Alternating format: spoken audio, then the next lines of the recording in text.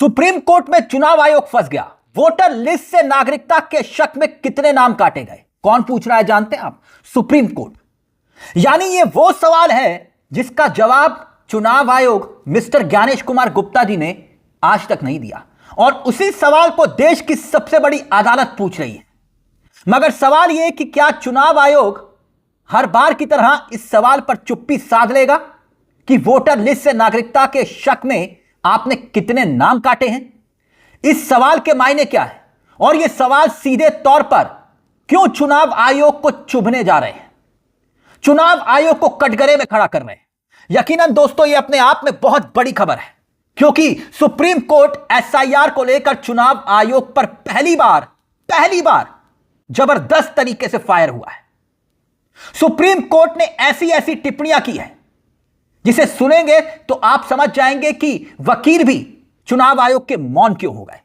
चुनाव आयोग ने इस बार जो सवाल दागे हैं वो बहुत गंभीर सवाल हैं, क्योंकि मसला बहुत गंभीर था। असम से शुरू हुई नागरिकता की जो फर्जी राजनीति है, जो बिहार पहुंची, पश्चिम बंगाल होते हुए अब हर राज्य में पहुंचेगी, क्योंकि जहां जहां चुनाव होने हैं और आप जानते हैं वहां ये सब कुछ होगा। और ऐसे में सुप्रीम कोर्ट इस सवाल को लेकर सामने आया, जिसका जवाब अब ज्ञानेश कुमार को तलाशना दिन में तारे तलाशने जैसा होगा। क्यों? क्योंकि आप जानते हैं सुप्रीम कोर्ट ने क्या कहा है। सुप्रीम कोर्ट ने कहा है कि जो वोटर का अधिकार है, यानी कि मतदान का जो अधिकार है, लोकतंत्र की भीड़ है, और इससे जुड़ी किसी भी प्रक्रिया में संविधान की सीमाएं लांघी नहीं जा सकती। कौन कह रहा है? चीफ जस्टिस सूर्यकांत और जस्टिस जॉय मल्विची। यानी कि इस मामले पर सुनवाई करते हुए कोर्ट ने चुनाव आयोग को साफ शब्दों में कह दिया है कि एसआईआर यानी कि स्पेशल इन्वेस्टिगेटिव रिवीजन के दौरान वोटर लिस्ट से कितने नाम नागरिकता के संदेह के आधार पर हटाए गए हैं, इसका जवाब आप दीजिए। और ये तमाम खबरें जो आप देख रहे हैं आपकी स्क्रीन पर, ये सवाल खड़े किए खुद, यानी कि जो सवाल कल तक कांग्रेस पूछ रही थी या फिर दूसरे राजनीतिक दल पूछ रहे थे बीजेपी को छोड़कर, वही सवाल अब देश की सबसे बड़ी अदालत पूछ रही है कि नागरिकता के आधार पर कितने वोटरों के नाम आपने काटे हैं। और अब इस पूरे मामले को लेकर कोर्ट में जो कुछ हुआ उसे आप अब ध्यान से सुनिएगा। कोर्ट ने दो टूक कहा है कि आमतौर पर वोटर लिस्ट से नाम सिर्फ 3 वजहों से हटते हैं। देखिए आप क्या कहा है कोर्ट ने कहा है कि भाई मृत्यु, डुप्लीकेशन यानी कि एक से ज्यादा जगह पर नाम होना, माइग्रेशन यानी कि एक स्थान से दूसरे स्थान पर बदल जाना, यानी कि दूसरे स्थान पर शिफ्ट हो जाना, नागरिकता के शक पर नाम काटे गए तो यह मामला गंभीर संवैधानिक सवाल खड़े करता है। कौन कह रहा है? कोर्ट कह रहा है, देश की सबसे बड़ी अदालत, कि भैया नागरिकता के शक पर आपने जो नाम काटे हैं यह संवैधानिक सवाल खड़ा करता है। ऐसे में आप बताइए कि आपने कितने नाम काटे हैं। मगर आप जानते हैं दोस्तों कि इतनी बड़ी खबर है, देश की होनहार मीडिया ने कोई इस पर चर्चा की, डिबेट की? आपने देखा कहीं ब्रेकिंग न्यूज टाइप का मामला? नहीं ना। मतलब सोचिए कोर्ट कितना चिंतित दिखाई दे रहा है। यह खबरें तो यही बता रही है कि नागरिक हैं या नहीं है, आपको कानून की किस अंधेरी सुरंग में झोंका जा सकता है, इसका अंदाजा सुप्रीम कोर्ट को भी है। और यह फैसला चुनाव आयोग को करने का अधिकार है या नहीं है, इसलिए यह सुनवाई हो रही है, और यह बहुत महत्वपूर्ण है। और आपको बता दें कि यह सुनवाई उन याचिकाओं पर हो रही है, क्योंकि याचिकाकर्ता कौन है यह बात को समझना बहुत जरूरी है। यह उन याचिकाओं पर सुनवाई है जहां बिहार के साथ साथ जो दूसरे राज्यों में एसआईआर का अभियान चल रहा है और उसको चुनौती दी गई है। एसआईआर चुनाव आयोग का विशेष अभियान है, और दावा यह चुनाव आयोग का कि भाई हम तो वोटर लिस्ट साफ कर रहे हैं, कौन है, कौन वोटर है, कौन नहीं है, यह सब कुछ तय कर रहे हैं। मगर विपक्ष कह रहा है कि नहीं, आप एसआईआर के नाम पर किसी एक राजनीतिक दल को फायदा पहुंचा रहे हैं। याचिकाकर्ता लगातार यह बात कह रहे हैं, इसमें आरोप लगाए गए इस याचिका में कि भाई इस प्रक्रिया में लाखों लोगों का वोटिंग का हक खतरे में पड़ गया है।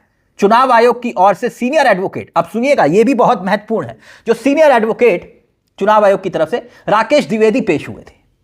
राकेश द्विवेदी ने अपनी दलीलें रखी और जमकर आयोग को जज साहब निशाने पर ले रहे थे। बेहद सख्त लहजे में उन्होंने पूछा कि हमें शोर शराबा नहीं चाहिए, हमें ग्राउंड रियलिटी चाहिए। आप बताइए कि क्या किस नाम को आपने नागरिकता के संदेह में काटा है। कोर्ट ने दोहराया कि जिन 3 आधारों का हमने जिक्र किया, जैसे डुप्लीकेशन, मौत और माइग्रेशन, उनका नागरिकता तय करने से कोई सीधा संबंध नहीं है। आपने कितने नाम काटे? राकेश द्विवेदी ने जवाब नहीं दिया। वो इस मुद्दे पर विस्तृत जानकारी लेकर जवाब जानते क्या दिया कि भैया हम अदालत को अवगत करवाएंगे पूरी जानकारी लेकर। चुनाव आयोग के वकील कह रहे हैं, सोचिए कि हमारे पास जानकारी नहीं है और जानकारी लेकर हम अदालत को अवगत करवाएंगे। यानी चुनाव आयोग आंकड़े लेकर कोर्ट में भी नहीं गया। इसका मतलब तो यह हुआ कि भाई वोटर रजिस्ट्रेशन के समय नागरिकता से जुड़ी बुनियादी जांच कर सकता है। कोर्ट के भीतर चुनाव आयोग ने यह कहा, ना तो आयोग किसी को देश से बाहर कर सकता है और ना ही नागरिकता या फिर वीजा पर अंतिम फैसला ले सकता है। खैर, दलीलें साफ तौर पर कोर्ट के भीतर रखी जा रही थी। मसला नागरिकता था। नागरिकता तय करने का चुनाव आयोग का संवैधानिक काम नहीं है, कोर्ट यह समझा रहा था। और यह प्रक्रिया यह सवालों के कटघरे में कई बार आई है, इसलिए यह सुनवाई बहुत महत्वपूर्ण थी दोस्तों। तभी मैंने कहा कि देश की होनहार मीडिया ने इस खबर को आखिरकार क्यों दबा दिया। याचिकाकर्ता संस्था एसोसिएशन फॉर डेमोक्रेटिक रिफॉर्म यानी कि एडीआर की ओर से प्रशांत भूषण सामने आए। बड़े वकील हैं और प्रशांत भूषण ने एक बहुत महत्वपूर्ण सवाल पूछा। जानते हैं क्या सवाल? यह पूछा कि भाई नागरिकता वोटिंग के लिए जरूरी है। वोटिंग के लिए जरूरी है, इसमें कोई संदेह नहीं, कोई विवाद नहीं। लेकिन सवाल यह है कि नागरिकता तय करने का अधिकार किसके पास है? क्या चुनाव आयोग यह फैसला ले सकता है? और यह बहुत बड़ा विवाद है अपने आप में। जानते हैं क्यों? क्योंकि आप बिहार के चुनाव को देखिए। बिहार के चुनाव में क्या हुआ? एसआईआर हुआ, और एसआईआर जब हुआ तो करीब करीब 65 लाख लोगों के नाम वोटर लिस्ट से हटे। और विपक्ष ने तब क्या आरोप लगाया था? आरजेडी हो, कांग्रेस हो, सबने यह आरोप लगाया था ना, यह कदम असंवैधानिक है और बड़े पैमाने पर लोगों के वोटिंग से जो है लोगों को वंचित किया गया, उनका अधिकार छीना गया। और दिलचस्प बात यह है कि सुनवाई के दौरान एक और मामला सामने आया, और वो मामला यह था कि भाई पश्चिम बंगाल में एक शरीफ अहमद है, उनका नाम एक व्यक्ति शरीफ अहमद है, उनको 28 साल पहले मृतक घोषित कर दिया गया था। और हुआ क्या कि वो उत्तर प्रदेश के मुजफ्फरनगर में जिंदा लौटकर सामने आ गए। यानी वो शख्स वहां पर मुजफ्फरनगर में जिंदा था। वोटर लिस्ट की गलतियों की गंभीरता को लेकर ये सवाल खड़े होते हैं, संवैधानिक है या नहीं है। इसकी सुनवाई जो है अब 20 जनवरी को मुकर्रर की गई है, अगली सुनवाई होगी 20 जनवरी को। और सुप्रीम कोर्ट यह मामला सिर्फ बिहार तक सीमित नहीं रखने वाला, समझ रहा है कि भाई देश भर का यह मामला है। लोकतांत्रिक अधिकारों की दिशा में कोई एक बड़ा फैसला सुप्रीम कोर्ट दे सकता है कि भाई आप किसी नागरिक का वोट का अधिकार कैसे छीन सकते हैं नागरिकता के आधार पर। हमेशा एक बात याद रखिएगा कि किसी के भी भरोसे का सबसे बड़ा आधार यह है, जो भी होगा सिस्टम से होगा, यही ना, प्रक्रिया से होगा, सबूतों के साथ होगा। अगर किसी के लिए धर्म या भाषा के आधार पर सिस्टम नहीं होगा, सबूत मायने नहीं रखेंगे, तो इसके शिकार आप जानते हैं, आप भी हो सकते हैं। एक दिन आपको भी डराया जाएगा और आपकी हालत उस वक्त खराब होगी। आपसे मेरा मतलब बहुसंख्यक हिंदू से है।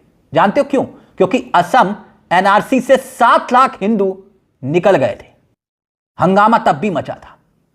इसलिए असम को लेकर भी आज सवाल बना हुआ है। इस मुद्दे को लेकर आपकी क्या राय है? अपनी राय हमें कमेंट बॉक्स में जरूर दीजिएगा। मुझे तिलक चावला को दीजिए इजाजत। एक छोटी सी दरख्वास्त, चैनल को सब्सक्राइब जरूर कर लीजिएगा। यह मंच आप ही का है जहां कलम गुलाम नहीं। नमस्कार, जय हिंद, जय भारत।